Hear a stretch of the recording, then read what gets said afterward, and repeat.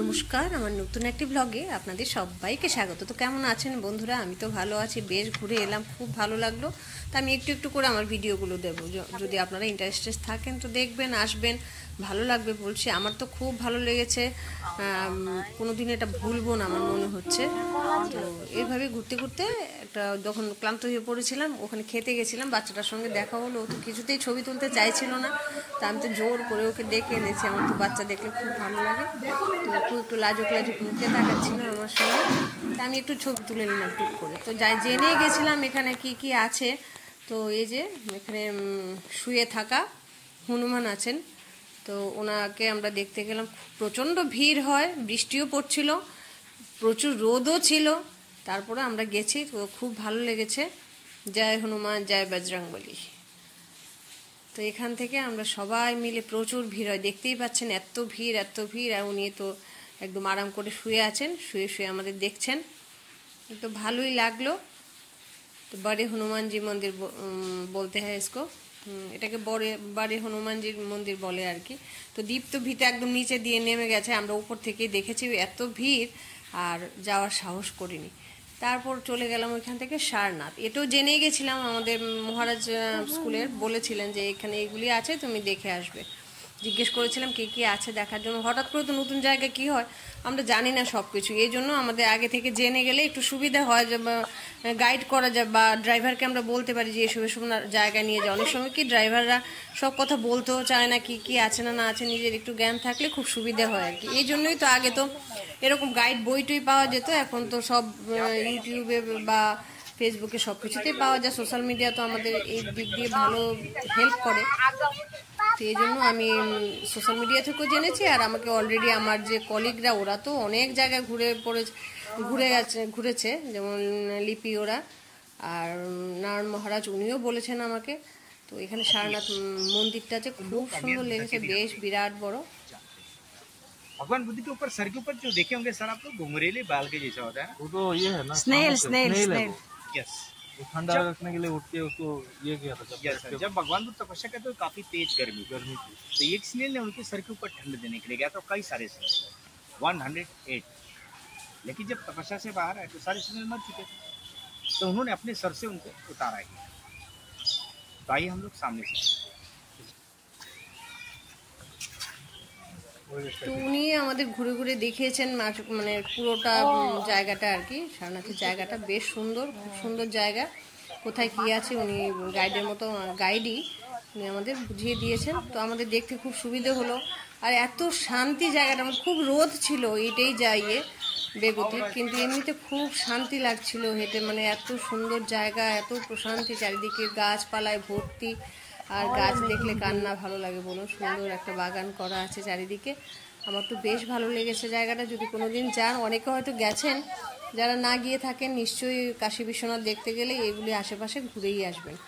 খুব পদ্ম ফুলের ওয়াটার লিলি হবে এটা, গাছে একদম ভর্তি আছে। দুটো কালার ছিল, একটা হোয়াইট আর একটা পিঙ্ক কালারের ছিল। অনেকটা জায়গা জুড়ে একটা জলাশয় বানিয়ে এটার মধ্যে ওরা চাষ করেছে, এগুলো বেশ ভালোই লেগেছে। আবার এই যে ফুলটা, এটা একটা অন্যরকম ফুল, বেশ দেখতে ভালো লাগছিল। 2 রকম জাতের ফুল আছে এখানে। তো দেখতে দেখতে আমরা সব কিছু এগুচ্ছিলাম, বেশ ভালো লাগছিল।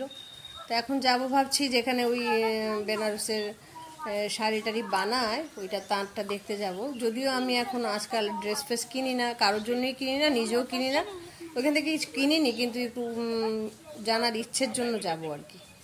এই যে এই ফুলটাও বলছি, এটা একটা অন্য কালার, আর ওইটা ছিল পিঙ্ক কালার।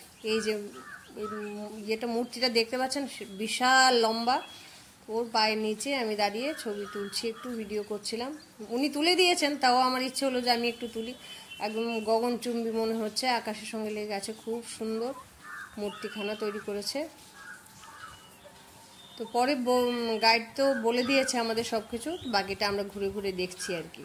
আর জায়গাটা বিশাল বড় জায়গা জুড়ে, তো এই জন্য একটু একা একা ঘুরে ঘুরে দেখছিলাম, খুব মজা লাগছিল। তো বাবাকে বলছিলাম আমাকে একটু ছবি টবি তুলে দিতে আর কি।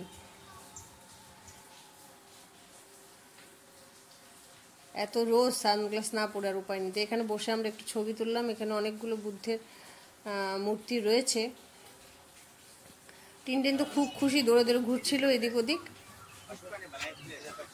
এই যে অশোক স্তম্ভের যে ইয়েটা, চারদিকে 4টে মাথা আছে, কিন্তু আমরা 3টেকে দেখতে পাই, পেছনের জনকে আমরা দেখতে পাই না। এই জন্য আমি একটু ঘুরিয়ে ভিডিও করলাম, যেন পুরোটা দেখতে পারে। যে কোনো বাচ্চা যদি দেখে ওকেও বোঝানো যাবে, কারণ ছবিতে আমরা 3টে মূর্তি দেখতে পাই, 4 নম্বর মূর্তিটা আমরা বুঝি, আমরা বড় হয়েছি, বাচ্চাদের তো না দেখালে ওরা কিছু বুঝতে পারে না। এই জন্য বাচ্চাদের সুবিধার জন্য আমি ঘুরে ঘুরে ঘুরে ঘুরে 4টা দিকে ছবিটা নিয়েছি আর কি, যদি আমার স্টুডেন্ট ওরা দেখে শিখতে পারে, কিছু বুঝতে পারে। তো সবাই একদিন বড় হলে আসবে, দেখবে, তখন শিখবে। তো এখান থেকে আমি কোনো ট্রাভেল ব্লগার নই, আমি যেখানে যেখানে ঘুরতে যাই সেখানে একটু একটু দেখাতে চাই আর কি। সেরকম করে তো ট্রাভেল ব্লগার যেরকম হয় সেরকম করে তো আমি পারবো না। আমি যা করি নিত্য দিনের, আমি সব কিছু যেখানে যাই, যেটা করি, ঘরের কাজ, বাইরের কাজ, স্কুলে যাই, এগুলোই আমার থাকে, ব্লগে থাকে। যদি আপনারা নতুন এসে থাকেন আমাকে একটু লাইক করে দেবেন, সাবস্ক্রাইব করে দেবেন, আমার পাশে থাকবেন। আমি লাইভে আসি প্রত্যেক দিন 6:30 6টার সময়, সন্ধ্যাবেলা। সময় সুবিধা হলে নিশ্চয়ই আসবেন, অলওয়েজ ওয়েলকাম। আর যারা সঙ্গে আছো, এতদিন সঙ্গে নিয়ে আমাকে চলছো, ওদের তো অসংখ্য অসংখ্য ধন্যবাদ। আর এই যে তাঁতের মধ্যেই আমাদের বেনারসি শাড়ি, কিন্তু ভিতরে গিয়ে শাড়ি দেখানোর কোনো অনুমতি নেই, এই জন্য আমি ভিডিও করতে পারলাম না। এনারাই বানান, আসলে কয়েকটা তাদের আছে, ওনারাই অনেক পুরনো লোক, ওনারা বানান। তারপর আমরা বিকেলে চলে এলাম কাশী বিশ্বনাথের ঘাটে। তো এটা পরে আমি ভিডিওটা শেয়ার করব, যদি দেখতে চান তাহলে পরের ভিডিওর জন্য অপেক্ষা করবেন। আমি একটু একটু করে ছাড়ছি, কেন কি সবাই বিরক্ত হয়ে যায় বড় ভিডিও হলে, দেখলেই আর দেখতে চায় না, যে অত বড় ছেড়ে দেবো।